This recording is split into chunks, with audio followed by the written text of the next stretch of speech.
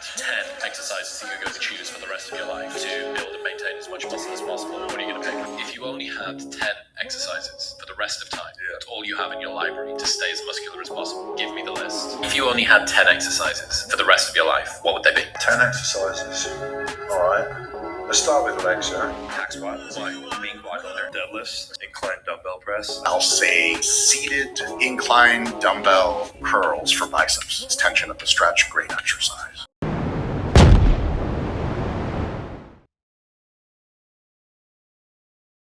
Hi FitGens, welcome to another episode. Today is going to be one of my favorite videos, and this is the top 10 exercises that I would do if I could only do these exercises for the rest of my life. So I'm just going to go through my top 10. Why did I pick these? Some of these actually line up with what other influencers have said. You're starting your fitness training, your fitness journey. Obviously, you do more than 10 fitness exercises. I would definitely hold these 10 in your arsenal. Why is this question in the first place? Just a little mind game, a little mind exercise. It's good to exercise the mind, not just the body.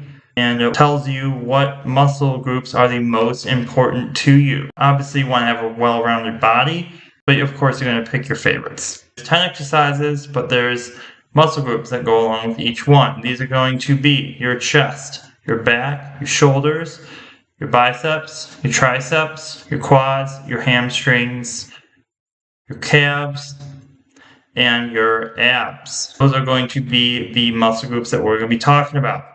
So before I get into my top 10, these are why you should have an exercise for each muscle group.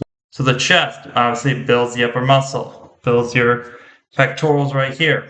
It improves your posture, and it also improves muscles around the rib cage for that nice deep breathing that you put in. And obviously, muscle does help protect your rib cage. And the reason I talk about posture is usually most people think of back as your posture, but if you don't work out your chest that much, you're almost going to be, see if I can do this, kind of like leaning back a little bit. So you want to make sure that you're having your chest, you want a nice balanced spine. Your back improves posture. If you don't work out your back, your posture is actually going to start to lean forward. You're kind of going to get that hunch. Prevents lower back pain as well. Leaning forward, you're going to notice all of a sudden my lower back's going to take the brunt of the supports. And of course, aesthetic-wise, you want a nice thick back. You want that V taper.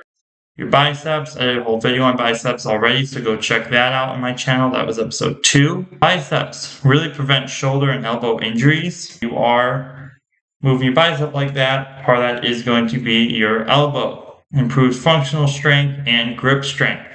So when mom's asking you, hey, bring in the groceries, that's just day-to-day strength. Grip strength is one of the most underrated strengths, I guess we could call it, that the human body has. So we really want to improve on that grip strength. Triceps, very similar, shoulder and elbow injury, grip strength, daily tasks. Shoulders also go with posture. You don't work out your shoulders, they're going to start to almost lean forward. That nice, what we call boulder shoulders, you want that really nice full shoulder, kind of those boulder shoulders we often talk about. They kind of like stick out.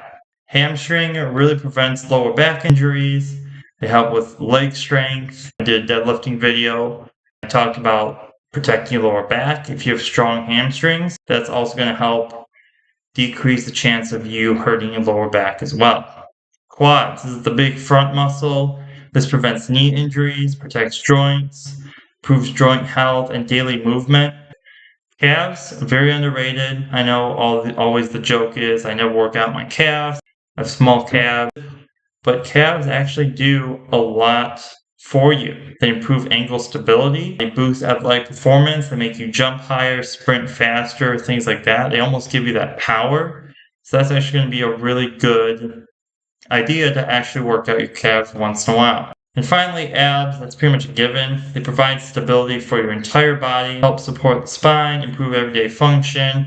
This is something that you're going to want to do once in a while. Okay, even a cardio and abs day. You run, you bike, you stair climb, you do something. Throw a little abs in there, at least once, twice a week. Unless you really want a six-pack, do it more often.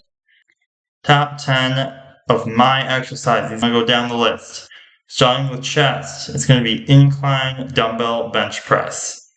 The reason I said dumbbell instead of barbell, I'm actually going to be able to get deeper and really stretch the muscle fibers in my chest, because the bar is going to stop at your chest. Dumbbells can go a little bit lower than with a barbell. Plus, you can overload a lot, and I just love them. Also, this hits the upper and the middle chest. If you watch any of the videos in full at the beginning, which I'll have posted in the description, everyone says some sort of incline movement. Some say barbells, some say dumbbells. All right, I got 2 for back. One is the chest supported row. This can be a machine, this can be a dumbbell, this can be a barbell, although it might be a little bit harder to maneuver that. Really, it's just having your chest on a bench or on some sort of pad, and you are basically rowing. When you notice in the video how I go really low, I'm stretching at the bottom, my arms are extended, almost rounding my back, and when I pull up, I'm really pinching my shoulder blades together. That's a deep stretch. That's going to build your middle and upper back. The other back exercise, which most of you can probably see this coming, is a pull-up.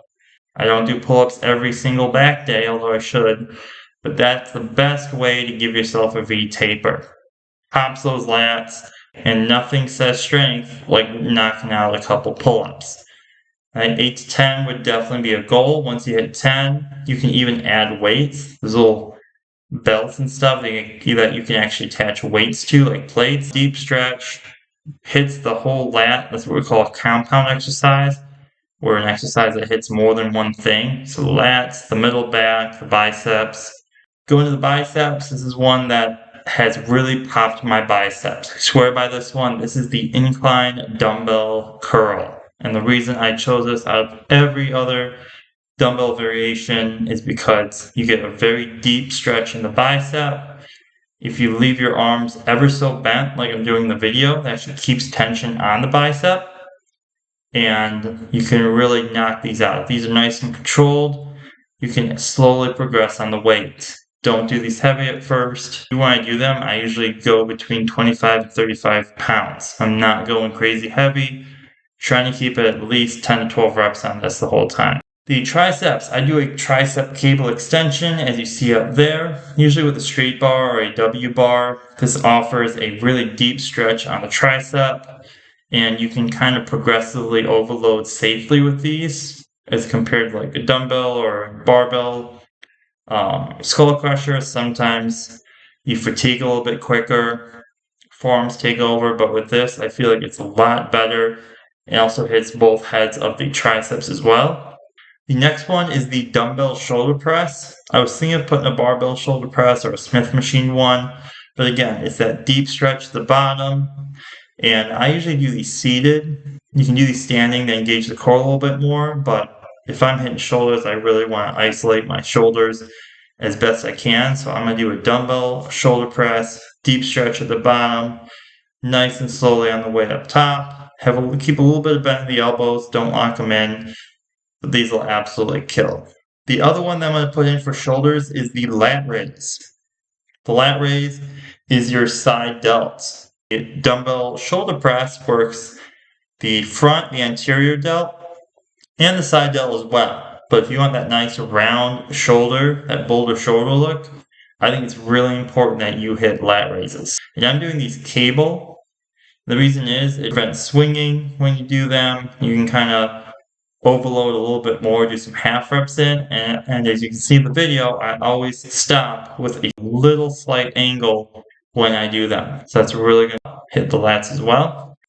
Moving on to legs, I got 3 more exercises. I'm going to start with the hamstrings. That's going to be the Romanian deadlift.